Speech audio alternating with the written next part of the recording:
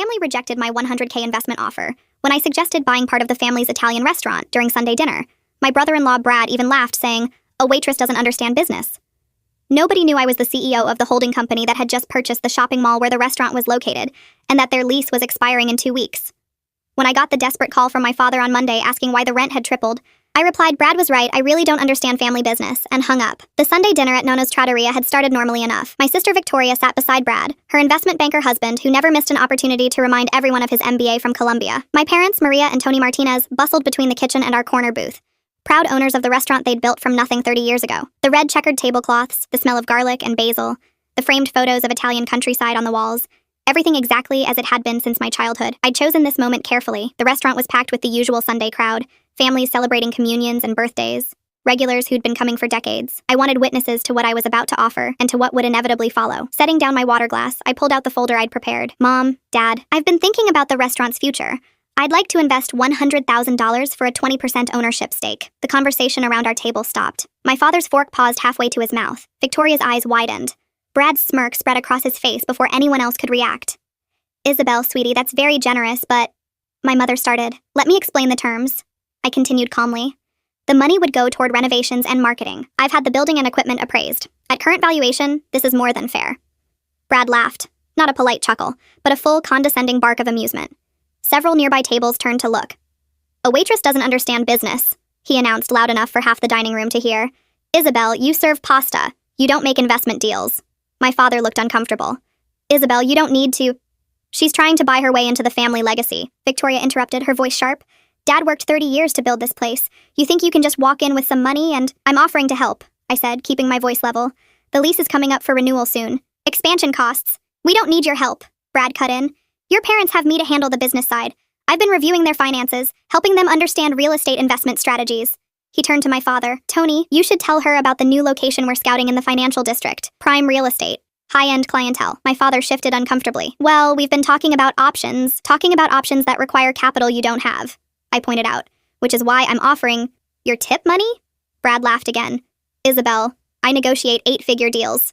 Your parents need actual business expertise, not amateur hour." Something flickered in my mother's eyes. Recognition that Brad had crossed a line. But she said nothing. She'd spent 3 decades building a business while raising 2 daughters, yet somehow Brad's MBA trumped her lived experience. I folded my hands on top of the closed folder. "So, that's a no?" "Honey, it's not that we don't appreciate the thought," my father began, his voice gentle with the same tone he'd used when I was 6 and wanted to help him cook, but kept getting in the way. "But Brad's been helping us understand some complicated financial matters. The lease renewal, the market rates in this area..." "Market rates have tripled in this district over the past 5 years," Brad interjected. "The landlord would be foolish not to adjust. That's why Tony and Maria need to think bigger. Expand to where the real money is." He leaned back, one arm draped over Victoria's chair. "No offense, Isabel, but your $100,000 wouldn't even cover the deposit on the kind of location we're looking at." Victoria nodded, touching Brad's hand. "He's been so helpful, Isabel. You just don't understand how complex restaurant finances are." I'd waited tables at Nono's every summer from age 14 to 22. I'd seen my parents struggle through the 2008 recession, watched them navigate impossible decisions about keeping staff versus making rent. I'd held my mother while she cried over supplier bills and held my father's hand through 3 hospital visits from stress-related chest pains. But sure, I didn't understand complexity. "The offer stands until tomorrow at noon," I said, sliding the folder across the table. "After that, I'll pursue other investment opportunities." Brad picked up the folder with 2 fingers as if it might contaminate him, flipped through the first page, and set it down with a theatrical sigh. "Isabel, I don't want to embarrass you, but this is amateur. You've got the restaurant valued at $500,000 in this location?" He shook his head. "The land alone is worth more than that. You're trying to lowball your own parents." My mother's hand went to her throat. "Isabel, is that true? The business is valued at $500,000, I clarified. "The building valuation is separate. You don't own the building, you lease it." "Exactly my point," Brad said triumphantly. "They're throwing money at rent when they could be building equity. Which is why the financial district location makes sense. My contact at Ashford Properties has been..." I smiled. "Ashford Properties. That's interesting." Brad's eyes narrowed. "You know them?" "I've heard the name." I stood, gathering my purse. "Thank you for dinner, Mom. It was delicious as always." My mother's face creased with concern. "You're leaving?" "Isabel, wait. I have an early meeting tomorrow." I kissed her cheek, then my father's. "Think about the offer. You have until noon." As I walked toward the exit, I heard Brad's voice carry across the dining room. "She'll get over it. Let her play businesswoman for a while." Reality will sink in eventually. Victoria's laugh followed me out the door. Monday morning at 9:47 a.m., my phone rang. Dad's number. I let it go to voicemail. He called again at 10:03, again at 10:17. At 10:35, he left a message. His voice tight with confusion and fear. Isabel, we need to talk. The landlord sent a new lease. The rent. They're asking 3 times what we've been paying. This has to be a mistake. Brad said market rates went up, but this is crazy. Can you call me, please? I waited until exactly noon. When I called back, Dad answered on the first ring. Isabel, thank God. Did you get my messages? We're trying to reach the property management company, but they keep saying the owner approved the new rates. This has to be illegal. 30 years we've been here and... Dad? I interrupted gently. Brad was right about one thing. I really don't understand family business. Silence. What? You chose Brad's expertise over mine, so let him negotiate your lease. Isabel, what are you talking about? This isn't about Sunday dinner. Our business is at stake. The rent increase alone would eat every penny of profit. We'd be working just to make the landlord rich. We'd have to close. Then maybe that financial district location is your better option. His voice cracked. Isabel, please. Whatever you're angry about. I'm not angry, Dad. I made you a fair offer, and you rejected it. That's business. Brad said I was trying to lowball you, remember? So clearly my assessment was wrong. Isabel. Brad was right. I really don't understand family business, I repeated, and hung up. The folder I'd left at dinner contained a complete financial analysis of Nono's Trattoria, including profit margins, supplier contracts, staffing costs, and equipment depreciation. It also contained the new lease terms for Meridian Holdings LLC, the property management company I'd hired to oversee my commercial real estate portfolio. Brad had been too busy being condescending to look past page 1. My phone immediately started ringing again. I turned it off and walked into my corner office on the 42nd floor, where floor-to-ceiling windows overlooked the entire shopping district, including the small Italian restaurant where my family was realizing that sometimes the waitress does understand business after all. Victoria called 17 times before I finally answered Tuesday afternoon. Her voice was sharp with panic masquerading as anger. What the hell did you do? I was reviewing quarterly reports from my commercial property division, red pen in hand. I made an investment offer. It was declined. Pretty standard business transaction. Don't play dumb. The landlord, do you know who owns the building? Do you have connections we don't know about? Victoria, I've been waiting tables at family dinners for 12 years while Brad explained basic economics to me. Why would I have connections? She exhaled sharply. Dad's been trying to reach the property owner for 2 days. Nobody will talk to him. The management company keeps saying the terms are final. Mom's been crying since yesterday. They're looking at bankruptcy if they sign that lease. That's unfortunate. Unfortunate. Isabel, this is our parents' life work. 30 years. Don't you care? I set down my pen. I cared enough to offer them $100,000 and a partnership. Brad cared enough to laugh in my face in front of a full dining room. You cared enough to agree with him. So yes, I care. I care that my family made their position very clear. This is insane. You're being vindictive over hurt feelings. Not vindictive. Practical. You said I don't understand restaurant finances. Brad said I don't understand business. So I'm stepping back and letting the experts handle it. Her voice dropped to something between pleading and threatening. If you have any pull with whoever owns that building, why would a waitress have pull? Stop saying that. We get it, okay? Brad was rude. He's sorry. Is he? Because I haven't heard from Brad. Silence. Then, he's been busy helping Dad research tenant rights and lease law. How helpful. I glanced at my computer screen where an email from my legal team outlined exactly how airtight the new lease terms were. Give Dad my best. Isabel, please. I hung up. Wednesday morning brought a surprise visitor to my office.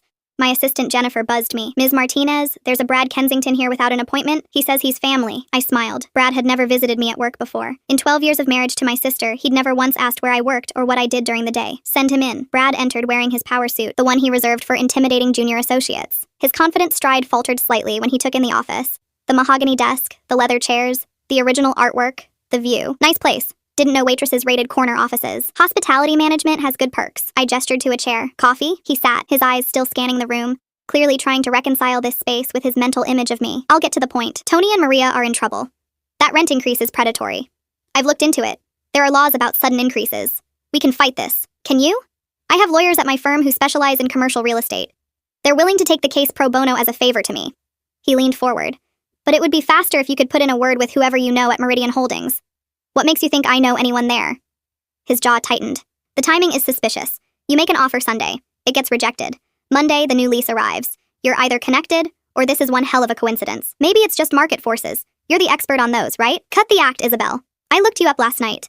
You work at Ashford Properties. I don't work at Ashford. The same company I've been trying to get Tony to meet with about the financial district location. So you do have connections. You could have mentioned that Sunday instead of playing the victim. I smiled.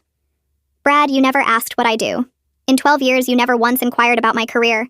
You assumed waitress and stopped there. His face reddened. Fine. I was dismissive. I apologize. Now can we move past this and help your parents? Why should I? Because they're your family. They're your family too. You married Victoria. You've been advising them financially for years. You told them to refuse my offer.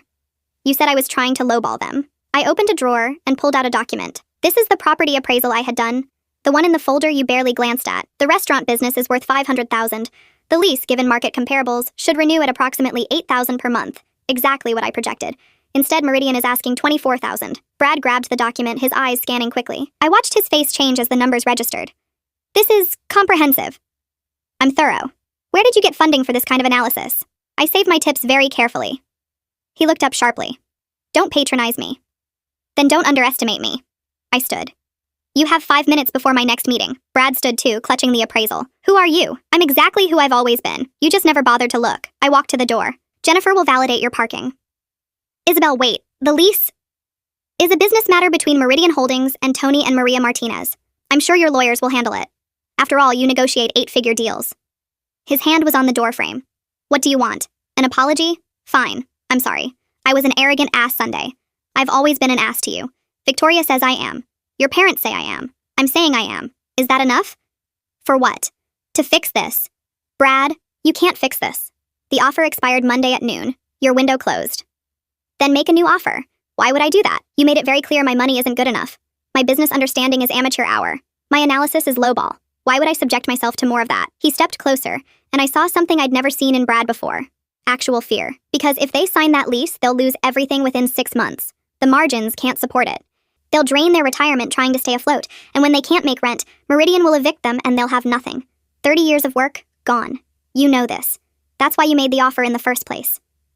I made the offer because I love my parents and wanted to help secure their future, but they chose your expertise over mine, so now they get to live with that choice. You're going to let them go bankrupt to prove a point? I'm going to let the market decide their fate. Isn't that what you believe in? Market forces? Brad stared at me for a long moment. Who the hell are you? Jennifer appeared behind him. Ms. Martinez, your 10 o'clock is here. Thank you, Jennifer. I smiled at Brad. It was good seeing you. Tell Victoria I'll call her soon. He left without another word. The appraisal clutched in his hand like evidence of a crime he'd just discovered. Thursday brought an email from my mother. Subject line. Please talk to us. The message was short, written in her careful English that still carried traces of her Italian accent even in text. Isabel, your father and I don't understand what's happening. We love you. We have always loved you. Whatever we did to hurt you, please let us fix it. The restaurant is our whole life. We are scared. Please call. Mama. I read it 3 times. Then I archived it and went back to reviewing the architectural plans for the new luxury condos Meridian was planning to build once we cleared the current commercial tenants from the aging shopping plaza. Friday evening, my sister appeared at my apartment. I watched through the security camera as she pressed the buzzer repeatedly, her face drawn and exhausted. After the 7th buzz, I answered the intercom. Isabel, let me up. We need to talk. It's late, Victoria. It's 7:30. Let me up or I'll stand here all night. I buzzed her in. When I opened my apartment door, Victoria stopped mid-stride, taking in the space.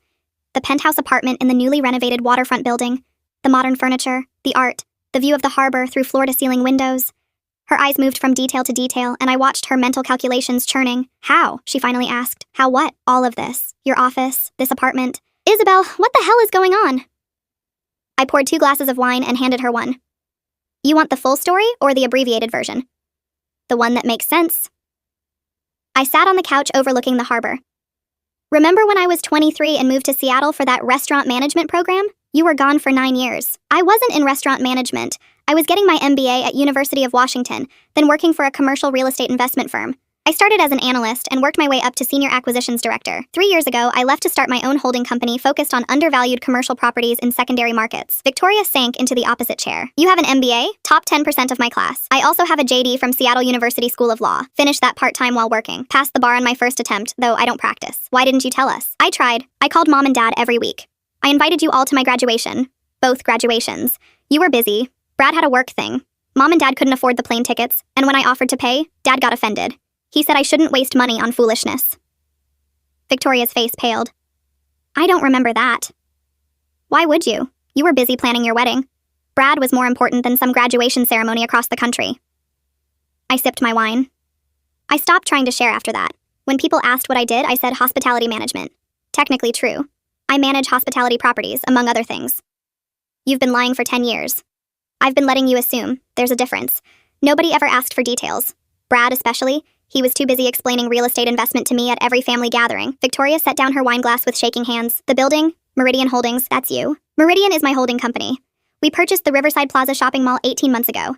It was undervalued, neglected, and full of month-to-month tenants paying below market rates. Perfect acquisition target. 18 months ago, you've been planning this? I've been planning to help Mom and Dad for years. The rent increase was always coming. Every tenant in that plaza got new lease terms. I didn't single out no-nos. I met her eyes.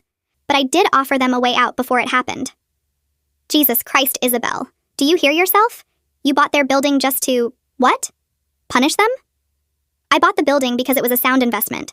The location is prime for redevelopment. We're planning luxury condos with ground floor retail, high-end restaurants, boutiques, a artisanal marketplace. The current tenants were always going to be displaced. That's the economic reality of urban development. I offered Mom and Dad a chance to be part of the solution instead of the problem. By ambushing them at Sunday dinner? By giving them advance warning with a generous offer. The market rate for 20% equity in a business like theirs is closer to $75,000. I offered $100,000 because they're family, and because I wanted them to have enough capital to either renovate and meet the new rent or relocate comfortably. Victoria stood abruptly, pacing to the window. You let Brad humiliate you. You sat there and took it. I documented it. The offer had a witness requirement built into the terms. I needed proof that the rejection was unambiguous and publicly acknowledged. She turned. You're saying you wanted him to humiliate you? I expected it. Brad's been condescending to me since you started dating. He thinks anyone without his pedigree is beneath him. I knew exactly how he'd react, which is why I made the offer at Sunday dinner instead of privately. The waitress trying to play business was too perfect an opportunity for him to resist. You manipulated us. I gave you a choice. You chose wrong. There are parents, Isabel. How can you be so cold? Cold? I stood, fury finally breaking through. I spent 9 years building a career in another city because nobody here took me seriously. I came back 2 years ago and bought property after property, building a portfolio worth $40 million. I waited tables at Sunday dinners while Brad explained my own investments to me. I listened to you tell me how lucky I was that Mom and Dad let me help out at the restaurant for spending money. You want to know what's cold? Having your own sister assume you're a failure because you didn't brag loudly enough about your success? Victoria's eyes filled with tears. You should have told us. You should have asked. We stood in silence, the city lights beginning to twinkle in the darkening harbor below. Victoria finally spoke, her voice small. What happens now? Now your parents decide if they want to sign the new lease at market rate, negotiate an exit with a buyout from Meridian, or relocate to a more affordable location. Those are the business options. And the family options? There aren't any. This is business. You said so yourself. I don't understand family. Isabel, you need to leave. I have work to do. Victoria grabbed her purse, hesitated at the door. For what it's worth, I'm sorry. We all underestimated you. Yes, you did. After she left, I stood at the window for a long time, watching the harbor traffic. My phone buzzed with a text from my CFO. Board meeting moved to Monday, 9 a.m. Need your approval on the plaza timeline. I texted back. Approved. Proceed with Phase 2. Phase 2 meant issuing lease termination notices to any remaining tenants who hadn't accepted new terms within 30 days. Nono's Trattoria had 23 days remaining. Saturday morning, my father appeared at my office building. Security called from the lobby. Ms. Martinez, there's a Tony Martinez here requesting to see you. He doesn't have an appointment and isn't on the approved visitor list. I looked at the clock. 8:47 a.m. on a Saturday. Dad had probably been waiting since they opened at 8. Send him up. He looked smaller somehow, older than his 62 years.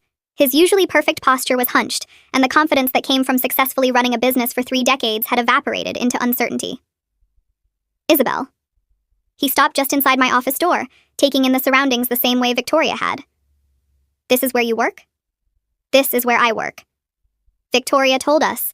About Seattle, about the MBA, about everything. He moved slowly to the chair across from my desk but didn't sit. Why didn't you tell us? I tried, Dad. Not hard enough. You should have made us listen. You were busy. I was across the country. Life happened. His hands trembled slightly. I don't understand what's happening. You bought the building? You're the landlord? Our Isabel? Your Isabel grew up, Dad. She built a business. She became successful. She tried to share that success with her family, and her family laughed at her. He flinched.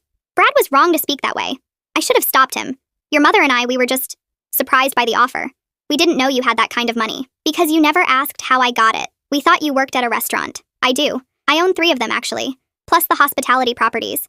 Plus commercial real estate across 6 states. I opened a folder on my desk. This is Meridian Holdings portfolio. 43 properties. $218 million in total valuation. I built this in less than 4 years. Dad sat down heavily, his face draining of color. Madonna Santa. The offer I made Sunday was real, Dad. $100,000 for 20% equity, plus a seat on an advisory board I'd create to help manage the business transition. The money would have covered 3 months of the new rent plus renovations to modernize the restaurant. I'd already lined up contractors and had the design work done. You would have had a refreshed space, updated equipment, and a financial partner who actually cared about the business surviving. Why didn't you explain all this? Because you didn't ask for explanation. Brad said I didn't understand business and you let him speak for you. You trusted his judgment over mine. Tears tracked down my father's weathered face. Isabel, please, I'm begging you. I will sign whatever you want. 20%, 40%. You can have the whole restaurant if that's what you need. Just please don't take it from us. It's all we have. This was the moment I'd anticipated. The moment when pride crumbled into desperation. When the parent who dismissed their child's offering came begging for mercy. I'd played this scene in my head 100 times over the past months. The new lease is market rate, Dad. 8 other businesses in that plaza accepted similar terms. 2 negotiated buyouts and relocated successfully. 1 closed because the owner was ready to retire anyway. Everyone adapted except you. Because $24,000 a month will destroy us. $8,000 a month won't. That's what I offered to subsidize through my investment. But you refused the investment. So now you pay market rate. Isabel, please. No. The word came out harder than I intended. You don't get to refuse my help and then beg for my mercy. That's not how this works. I gave you a solution. Brad said it was amateur hour. You agreed. Fine. Now you deal with the professional version. Dad stood, his dignity reassembling itself through sheer force of will. You're my daughter. I raised you. I taught you about family, about loyalty. You taught me that family means assuming the worst, that loyalty means accepting scraps and being grateful, that a daughter's worth is measured by how little trouble she causes. I stood too, meeting his eyes. I learned those lessons very well, Dad. I learned to keep quiet about my successes so I wouldn't make anyone uncomfortable. I learned to let people underestimate me because correcting them seemed rude. I learned that family means they can dismiss you, mock you, and ignore you, but you're still supposed to smile and show up to Sunday dinner. That's not fair. Fair? You want to discuss fair? I worked every summer at your restaurant from age 14. You paid me minimum wage while Victoria got an allowance for doing nothing. You paid for Victoria's wedding, $60,000, but told me you couldn't afford my graduation flight. Brad treats me like an idiot at every family gathering and you laugh along with his jokes. Victoria got your blessing to marry an arrogant investment banker. But when I dated a venture capitalist, you said I was getting above myself. The words poured out, years of small cuts finally bleeding into the open. So don't talk to me about fair, Dad. I understand fair perfectly. He stood frozen. Each accusation landing like a physical blow. We never meant— I know you didn't. That's almost worse. You dismissed me so casually, you didn't even realize you were doing it. What do you want from us? Nothing. I wanted partners. You wanted Brad's expertise. You got it. Dad walked to the door, his shoulders sagging under invisible weight. He paused, his hand on the doorframe. Your mother is heartbroken. She hasn't eaten since Wednesday. She sits in the kitchen at the restaurant and cries. Guilt twisted in my chest, sharp and familiar. Then I remembered Sunday dinner. Brad's laughter. Victoria's sneer. My mother's silence when I needed her support. She'll survive. Martinez's always do. He left without another word. I sat alone in my office for 3 hours afterward, staring at the city below and wondering if winning felt like it was supposed to. Monday morning brought 3 developments simultaneously. The first was an email from my legal team. Nono's Trattoria has requested emergency meeting regarding lease terms. Recommend response? I typed back, no special meetings. Standard terms apply. The second was Brad showing up at my office again, this time with Victoria. Jennifer buzzed me. Ms. Martinez, Brad Kensington, and Victoria Martinez are here. Mr. Kensington is quite insistent. Send them in. They entered together, Brad in his power suit, Victoria in designer business casual. A unified front, except Brad's eyes were bloodshot and Victoria had been crying recently, her mascara slightly smudged despite attempts to fix it. We're not leaving until you listen, Brad announced. You have 10 minutes. He put a folder on my desk. I've spent the weekend reviewing Meridian Holdings. You're leveraged heavily on the Riverside Plaza acquisition. If the property doesn't generate projected revenue, you'll have to sell other assets to cover the debt service. I glanced at the folder without opening it. You've been busy. Your business model depends on tenant occupancy. Empty units mean lost revenue. Nono's alone is 4,000 square feet of prime corner location. That's significant square footage to leave vacant. I'm aware of my own business model. Victoria leaned forward. He's trying to help, Isabel. We all made mistakes Sunday, but you're making a bigger one now.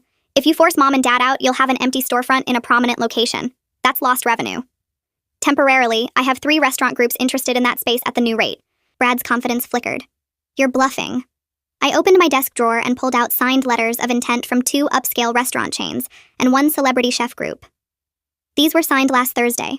I'm meeting with all 3 next week to decide which concept fits the plaza's redevelopment plan. The celebrity chef group wants to do farm-to-table Italian. Ironic, right? Victoria's face crumpled. You'd replace Nono's with some celebrity chef bullshit? I'd replace a failing business with a successful one. That's not personal. It's economics. It's our parents! It's a commercial property decision. Brad grabbed the letters of intent, scanning them quickly. His jaw tightened as he realized they were legitimate. Jesus, you actually have replacements lined up. I told you, I'm thorough. He set down the letters slowly. Okay, New approach. What do you want? Name your price. I'll personally guarantee a loan for Tony and Maria to meet whatever terms you're asking. My signing bonus this year was $350,000. I can pledge that as collateral. Your bonus? I smiled. Brad, you make $420,000 annually. Your bonus averaged $270,000 over the past 3 years. And you're leveraged on your condo to the tune of $680,000 against a property worth $710,000. You have $30,000 in cash reserves and significant credit card debt from maintaining your lifestyle. You can't guarantee anything. His face went white. How do you know? The same way I know Victoria's boutique is hemorrhaging money. $40,000 in losses last quarter. Her trust fund from your grandmother is almost depleted, about $17,000 left. You've been subsidizing her business with your bonuses, which is why your reserves are low. Victoria stood abruptly. You investigated us? Due diligence. Brad married into my family and immediately positioned himself as financial advisor to my parents. I wanted to know who was advising them. That's a violation of what? Public records? Credit reports I legally obtained during the mortgage process for your condo? Which you applied for through one of Meridian's subsidiary lending companies? Everything I know about your finances you voluntarily disclosed through standard financial applications. Brad's hands clenched into fists. You're destroying a family over pride. I'm running a business according to market principles. You should appreciate that. There has to be something. Victoria's voice broke. Isabel, please. I'll do anything. I'll apologize publicly. I'll tell everyone I was wrong about you. I'll close my boutique, sell my car, move back home, whatever you need. I don't need anything from you. Then why are you doing this? She screamed. To punish us? To prove you're smarter, richer, better? To establish boundaries? I stood, walking to the window. For 12 years, I've been treated like a failure by my own family. Every success I achieved, I downplayed or hid because being successful meant making you uncomfortable. I made myself smaller so you could feel bigger. I'm done. So you're going to take everything from Mom and Dad? That's your boundary? No, that's consequence. I turned back to face them. I offered a solution. You rejected it. Now you face the outcome of that rejection. This is what happens when you underestimate people. Brad moved toward me, and for a moment I thought he might actually become physical. Instead, he stopped 3 feet away, his voice low and dangerous. You'll regret this. I'll make sure everyone knows what you did. Every business connection, every social circle. I'll tell them how you destroyed your own family for revenge. Go ahead. Tell them I offered my parents a $100,000 investment and they laughed at me. Tell them I gave fair warning about a market rate rent increase. Tell them I created alternative solutions that were refused. I'm sure that'll make me look terrible. He stepped closer. I'll destroy your reputation. With what? The truth? That a waitress turned out to be more successful than an investment banker? That story doesn't hurt me, Brad. It humiliates you. His face flushed deep red. Victoria grabbed his arm. Brad, stop. Let's go. I'm not done. Yes, you are. She pulled harder. We're not going to beg someone who clearly doesn't care. They left. Brad seething. Victoria crying quietly. I watched them walk to the elevator through my office's glass walls. Just before the elevator doors closed, Victoria looked back at me. Even from 40 feet away, I could read her expression. You're a stranger. I don't know you anymore. Good, I thought. Maybe you never did. The third development came Tuesday afternoon. My mother appeared at the restaurant, not my office, but at Grazi, one of the upscale Italian restaurants I'd acquired 2 years ago in the theater district.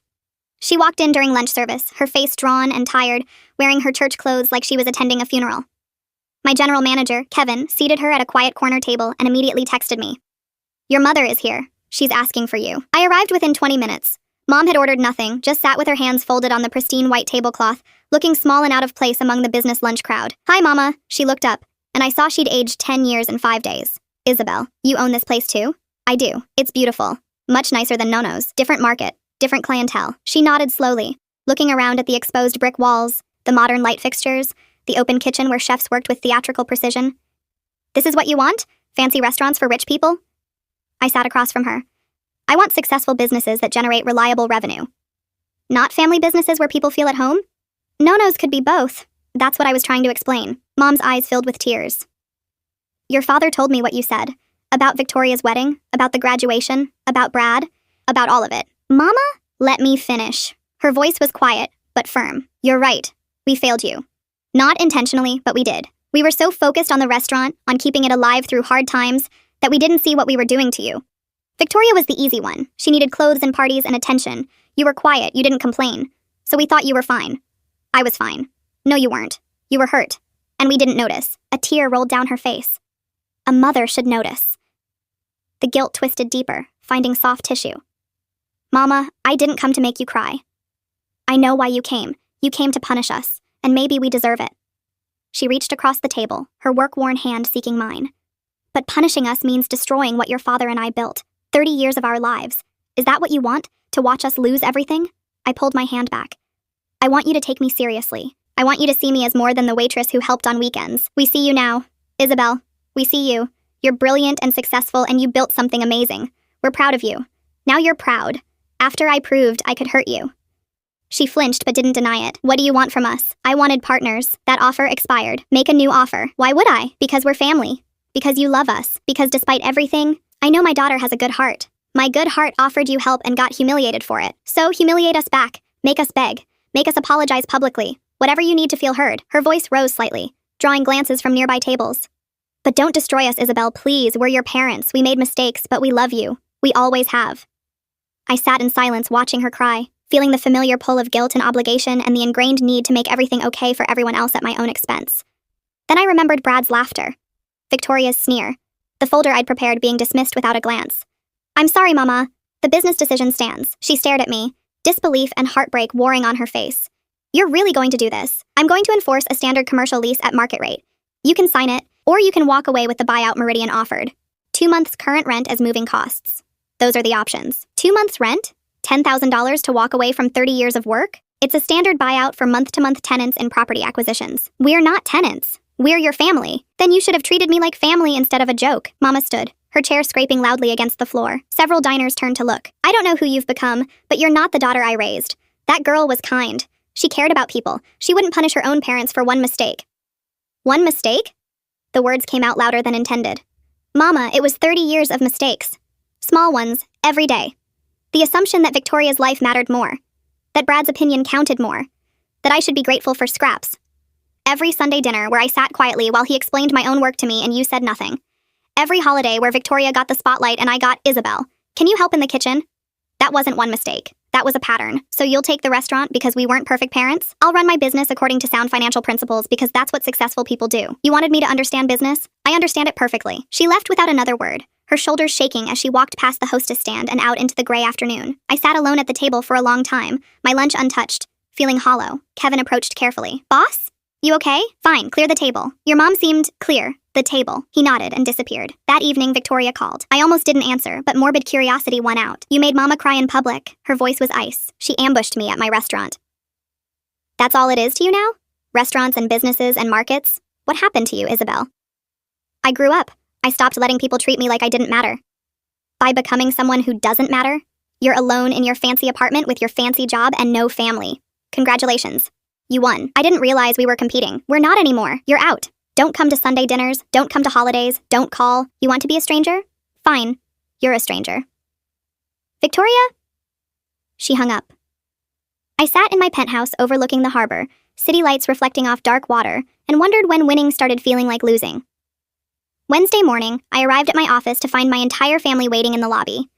Dad, Mom, Victoria, Brad. They sat together on the modern leather couches, a unified front of desperation. Jennifer looked uncomfortable. They've been here since we opened. I told them you had meetings, but it's fine. Conference room B, give us 30 minutes. They filed into the conference room silently. Mom looked like she hadn't slept. Dad's tie was crooked. He never wore his tie crooked. Victoria had stopped crying, but her eyes were swollen. Only Brad maintained any semblance of composure, though his jaw was tight. I closed the door and remained standing. You have 30 minutes. Dad spoke first. We've discussed everything as a family. We want to propose a compromise. I'm listening. We'll accept your original offer. $100,000 for 20%. We'll sign whatever agreement you draft. We'll give you full authority over renovation decisions and financial management. Whatever you want. That offer expired Monday. We're asking you to reinstate it. Why would I? Brad leaned forward. Because you'll make more money with us as tenants than with us gone. I've run the numbers. Your occupancy rate matters more than your rent rate. An empty storefront while you negotiate with new tenants means 3 to 6 months of lost revenue. That's $18,000 to $36,000 in losses. Our existing lease at your subsidized rate would be more profitable than vacancy. I smiled. Brad, you're thinking like a tenant, not a landlord. I'm not worried about 3 months of vacancy. I'm playing a longer game. The Celebrity Chef Group will pay $30,000 per month with a 10-year lease and personal guarantee. That's $700,000 more over the life of the lease than your subsidized rate would generate. Short-term vacancy is irrelevant. His confidence crumbled. You've already decided then. This meeting is pointless. This meeting is you trying to negotiate from a position of weakness. It's interesting watching you do to my parents what you accused me of doing to them, pushing bad financial advice from desperation. I'm trying to save their business. Now? You weren't trying Sunday when you laughed at me. Victoria stood abruptly. How many times do we have to apologize? How much groveling is enough? We're here together begging you for mercy. What more do you want? I want you to understand that actions have consequences. I want you to feel what I felt when you dismissed me. I want you to know what it's like to offer everything and have it thrown back in your face.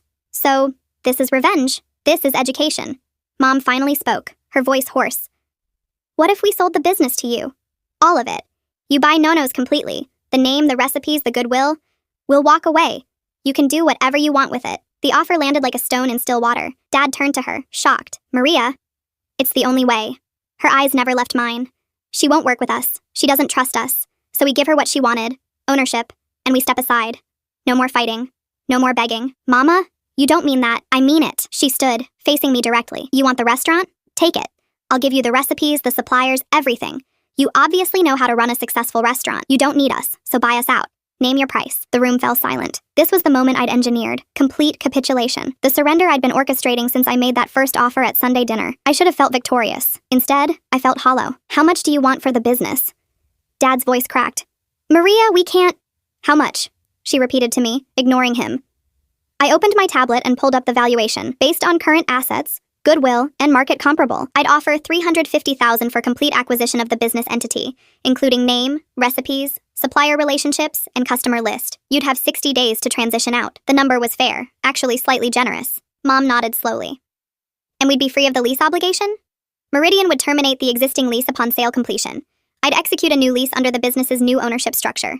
Fine, we accept. Maria, Dad grabbed her arm. This is our life. Our life is over anyway, Tony. The rent will kill us in 6 months. At least this way we get something. We can retire.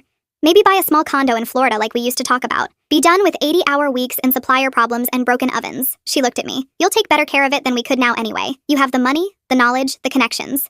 Nono's will survive. Just not with us. Victoria was crying again, silently this time. Brad stared at the table. Dad looked like someone had physically struck him.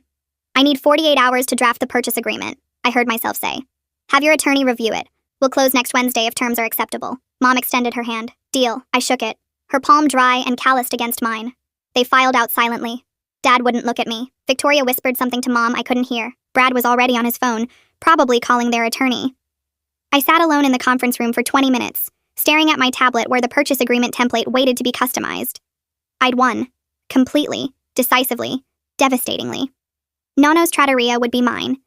My parents would walk away with enough money to survive, but not enough to start over. The family business that had defined their adult lives would continue without them. This was what I'd wanted, what I'd planned for. The revenge of being taken seriously, of proving my worth, of making them feel the dismissal I'd felt. So why did I feel sick? My phone buzzed. Kevin, from Grassi. Chef Marcus is asking about the Thursday event. Still want the full tasting menu? Thursday. The investor dinner where I'd planned to announce the Riverside Plaza redevelopment timeline, including the new tenant roster for the restaurant spaces. I looked at my calendar. The celebrity chef group meeting was Friday. The purchase agreement draft was due to my attorney by end of day Thursday for Wednesday closing. Everything was proceeding exactly as planned. I pulled up my contact list and stared at the names. Attorney, CFO, property manager, general contractor, real estate agent, investor relations. Then I scrolled to family. Dad, sell. Mom, sell. Victoria, sell. The names sat there, unchanged, as if nothing had happened, as if I hadn't just engineered the destruction of everything my parents had built. My finger hovered over Dad's name. I could call. I could apologize.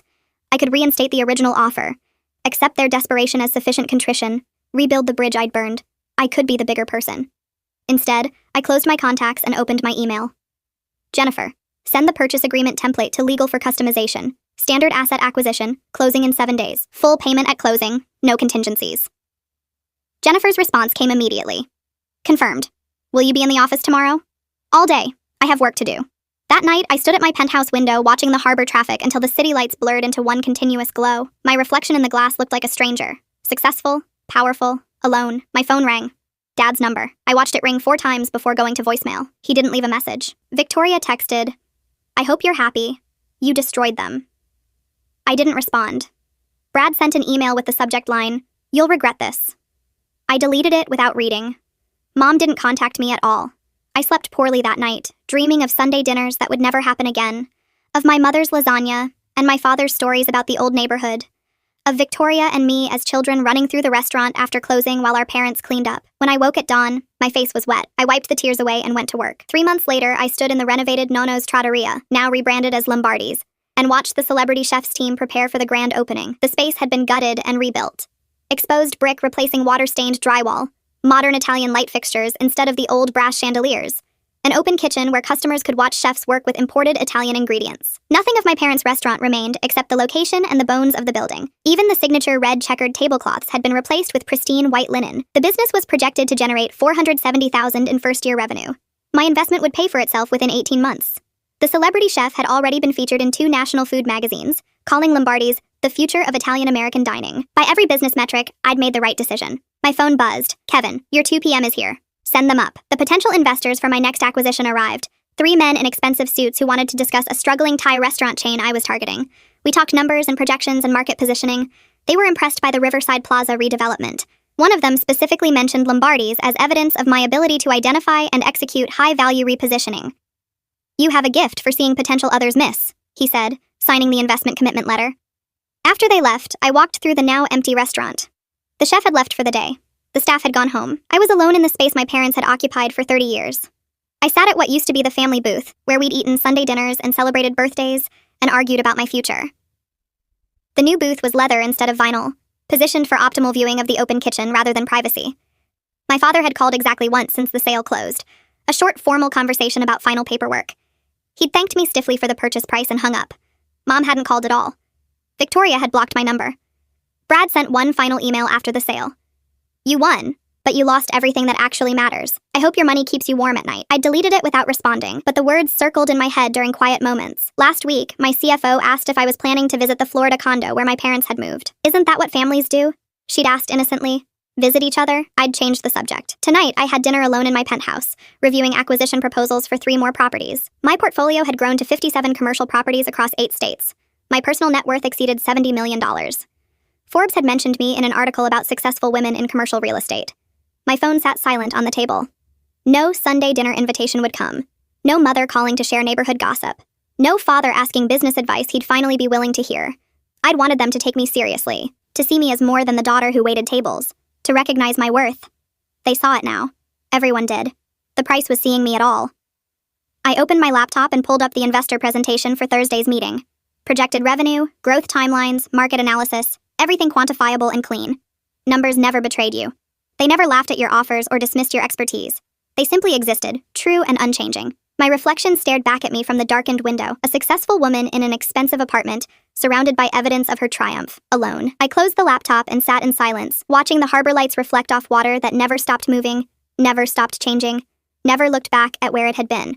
In the morning, I would review 3 more acquisition targets. I would meet with contractors and attorneys and investors.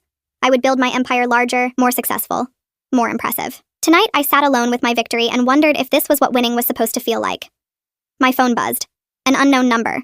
I almost ignored it, but something made me answer. Isabel, a voice I didn't recognize immediately. Who is this? It's Kevin, from Grazi. I'm sorry to call your personal number, but he hesitated. Your mother was just here. She came in and ordered dinner, just sat there alone at the same table as before. She looked. I don't know. I thought you should know. My heart clenched. Is she still there? No. She left about 20 minutes ago. She didn't eat much, just sat there looking around.